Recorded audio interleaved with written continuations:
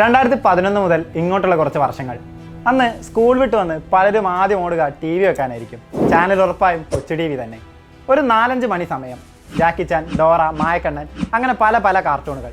ഈ കാർട്ടൂണുകളെല്ലാം കത്തി നിൽക്കുന്നിടത്ത് അധികം ആരും ചർച്ചയാക്കാത്ത, എന്നാൽ കണ്ടവരുടെ എല്ലാം ഫേവറേറ്റ് ആയ ഒരു കാർട്ടൂൺ ഹീമാൻ, ഗ്രേസ്കൽ കോട്ടയുടെ കാവൽക്കാരൻ. വളരെ മടിയനായ, അത്ര അധ്വാനശീലമൊന്നും ഇല്ലാത്ത പ്രിൻസ് ആഡവും അതിനേക്കാൾ മടിയനായ അവൻ്റെ വരയൻ പുലിയും. പക്ഷേ ലോകത്ത് ആർക്കും അറിയാത്തൊരു രഹസ്യം അവനുണ്ട്. ഈ ലോകത്തിൻ്റെ തന്നെ പ്രൊട്ടക്ടറാണ് ആ പ്രിൻസ്. ഗ്രേസ്കൽ കോട്ടയുടെ മുൻപിൽ ചെന്ന് തൻ്റെ വാൾ ഉയർത്തിപ്പിടിക്കുന്നതോടെ ആ കോട്ടയുടെ മുഴുവൻ ശക്തിയും ആഡത്തിലേക്ക് വന്നു ചേരും. അവൻ്റെ വരയൻ പുലി ബലശാലിയായ, ശൗര്യമുള്ള പുലിയായി മാറും. അങ്ങനെ ഇവർ ഈ രഹസ്യം അറിയാവുന്ന മറ്റ് സുഹൃത്തുക്കളോടൊപ്പം ചേർന്ന് ലോകത്തെ രക്ഷിക്കുന്ന ഒരു സൂപ്പർ ഹീറോ ഫാന്റസി കാർട്ടൂൺ. 1987 ആദ്യമായി live action He Man ചിത്രമെത്തി.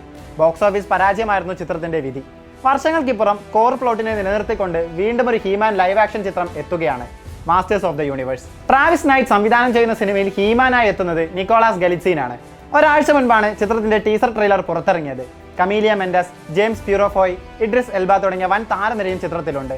June 5-നാണ് masters of universe പുറത്തിറങ്ങുന്നത്. അമേരിക്കൻ മൾട്ടിനാഷണൽ ടോയ് മാനുഫാക്ചറിംഗ് കമ്പനിയായ മറ്റേലിന്റെ ക്രിയേഷനാണ് ഹീമാൻ.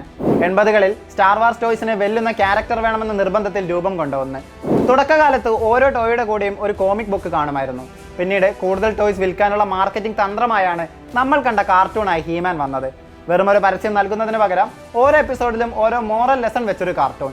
പിന്നെയും കാർട്ടൂണുകൾ വന്നു, റീബൂട്ടുകൾ വന്നു. 2021 തുടങ്ങി വെച്ച റീബൂട്ട് നെറ്റ്ഫ്ലിക്സിൽ ഇപ്പോഴും കാണാനാകും.